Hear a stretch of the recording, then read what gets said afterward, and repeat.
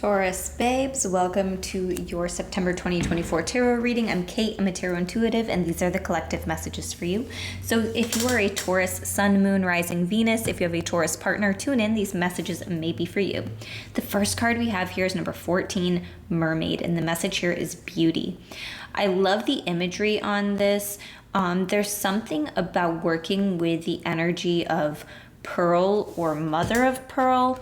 I'm also getting like the abalone shell is really standing out right now. Maybe working with the energy of something like that could be really good for you this month. The message of this card says, beauty is a high value when it illuminates and inspires, but it is in the eye of the beholder. Relying just on outward appearances is shallow and temporary. If beauty is the only virtue, then others need to be developed. Love your own unique beauty. If you are using your beauty to manipulate someone, be wary. This particular kind of magic wears thin after time.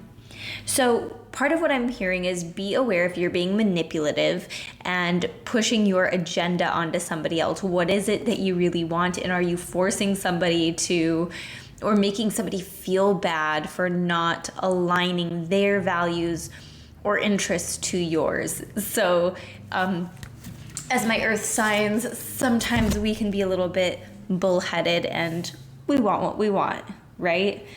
Part of what I'm hearing is there could be some extra responsibilities piling up for you.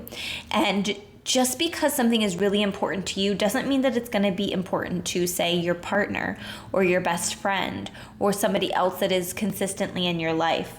So be aware of the responsibilities that you have at this time. See what's worthy of you holding on to and what you can let go of. Where can you ask for help? And if somebody happens to say, no, I don't have the time or the energy for this, maybe assess if it's something that you actually need in your life and if it's serving your higher good.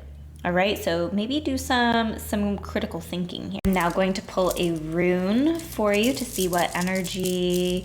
Ooh, the runes. The two are wanting to come out. I'm gonna pull both of them. I don't normally do that, but I'm gonna pull both of them. Okay, do not come at me for the pronunciation of this. I believe it's Hagalas, but I could be wrong.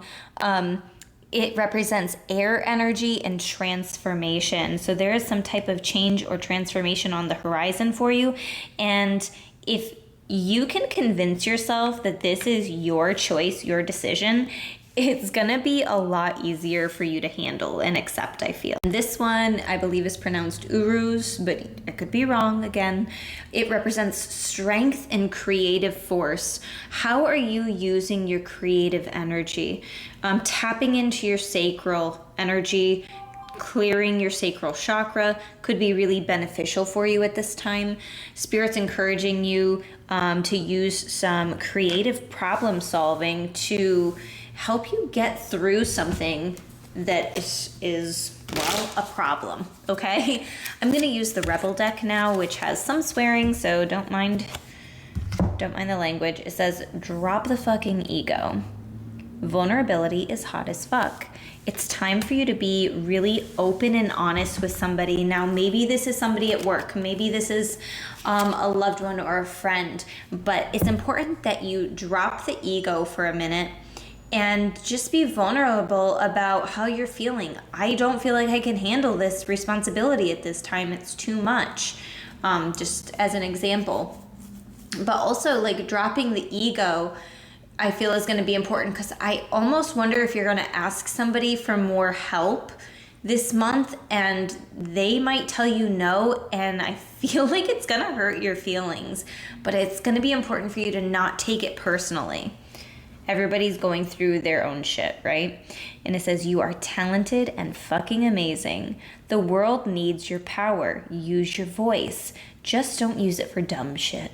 Okay? So I definitely think that goes along with the air energy that was coming through in this rune about communication, using your words, being very specific about the words that you use, because that's putting a certain energy out there into the world. You want to be very conscious of the the things that you're saying, the words that you're putting out there. I can't remember the name of this deck. If you know it, go ahead and write it down in the comments, but I've been really drawn to this deck. That's what the first tarot card that I pulled was from. Ooh, and we have the Hermit, and this is actually the cover art on the box. See, something of nature. Messages, I don't know. It's fine, whatever. The Hermit card, this is about going within, doing a deep dive, doing some research and analysis is what I'm hearing. Some of you are getting very analytical, and it's not like, this doesn't feel like this is typically your energy. If you've been taking a break from your spiritual practices, I also feel like you're going to get reestablished with that. And that feels really good. You're getting reestablished with your spiritual practices. And you know what? You might just need to do some stuff alone, some stuff just with you. Okay, crystal that might be good to work with. This is called Budstone, I believe. I don't really know too awful much about this crystal, but it could be really good for grounding, helping you feel grounded. It's giving me very much earthy energy, heart chakra energy. And I do feel that with the sensation of maybe taking something a little bit personally, it's going to be important to get yourself grounded and figure out what is really important to you at this time and what you can just let go of. So now I'm going to be using the Trick or Treat Tarot. I am so excited for fall. I'm so excited for Halloween.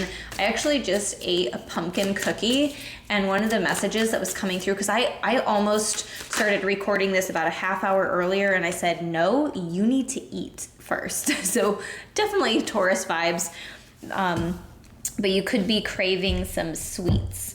This card here is the High Priestess. Yeah, you might be pulling some cards for yourself, pulling cards for other people if you're into the tarot, which if you're on this video, I'm sure that you are. You might have a deck of your own.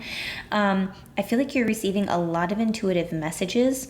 I was also receiving this message for Libra, is that you might be getting some vivid dreams. So messages coming through in your dream state.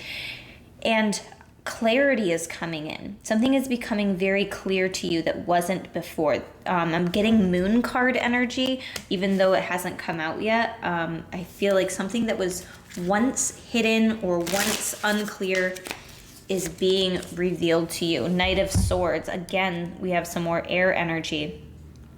You're choosing to take action. Now, what I will say is don't be too quick to retaliate verbally, right?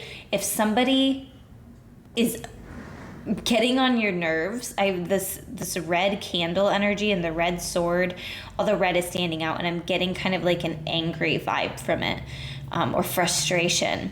And the initial reaction might be something like snapping back. You want to avoid that. You want to be quick to take action, to be proactive, to check something off, say a checklist or a to-do list. But when it comes to writing out a response, I believe that we're still going to be in this Mercury retrograde like shadow. I would just be aware of what you're typing out, especially if it's in text or email. Proofread it and make sure that you're not sending out pissy energy into the world. So I hope that these messages resonated, my friends. I was so excited to record this. If they resonated, go ahead and comment below what you were liking, what you're interested in, and hit that plus sign, follow me, like this video.